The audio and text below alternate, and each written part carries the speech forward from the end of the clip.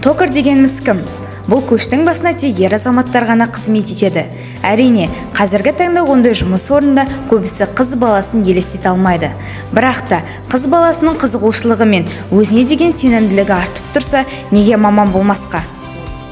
Қайырлы күн, мен Райхан Жұмабайқызы, Саламат Мұқашев атындағы Атырау политехникалық жоғары колледжінің 2-ші курс студентімін. Мен болашақ токармын. Бұл байқауға сол қалыптасқан ойды жою үшін қатысудамын. Бұл мамандыққа деген сүйіспеншілігімді оятқан ұстазым республикалық сарапшы Жаңыл Арыстанбекқызын таныстырамын. Жаңыл Арыстанбекқызы, сіз бұл мамандықты қалай таңдадыңыз және кәсіби жолыңыз туралы айтып кетсеңіз? Токар мамандығы бұл токарлық станоктарда металды ағашты жону арқылы әр түрлі санқилы детальдарды шығаратын хас шебер маман. Кәсіби жолым туралы айтатын болсақ, жалпы бізде Атырау өңірі өндірісі дамыған ірі аймаққа жатады.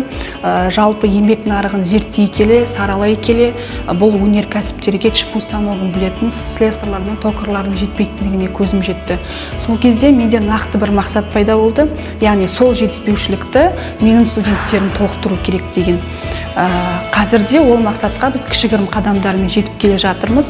Қазіргі таңда менің түлектерім Ембімұнайгаз, Western Solutions, АНПЗ, Атырау нефтемаш секілді ірі компанияларда қызмет етуде. Сонымен қатар менің токарларым республикалық деңгейдегі WorldSkills кәсіби шеберлік чемпионатында 2 жыл қатарынан үздік маман атағын алған болатын.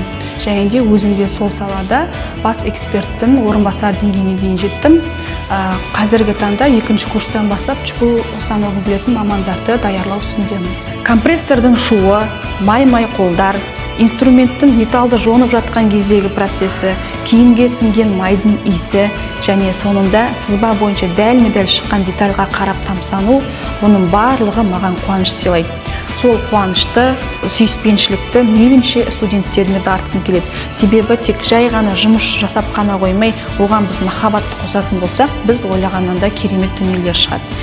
Әр адам жасаған жұмыстан ләззат ала білсе, ол жеңімпаз, ол мықты, ол лидер.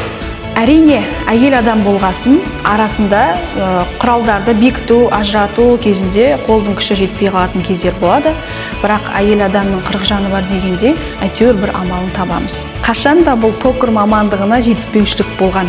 Бірақ та осыған дейін өндірісте механикалық станоктарда қол еңбегімен жұмыс жасайтын токарлар қажет болса, бүгінгі күні, ертеңгі күні, яғни болашақта цифрлық станоктармен жұмыс жасай алатын IT құзыретті токарларға сұраныс артады. Менің өз алдыма қойған мақсатым осы мамандықтың хас шебері болып, ер азаматтар мен қыз келіншектерде білікті және мықты токар бола алатын әлемге дәлелдеу.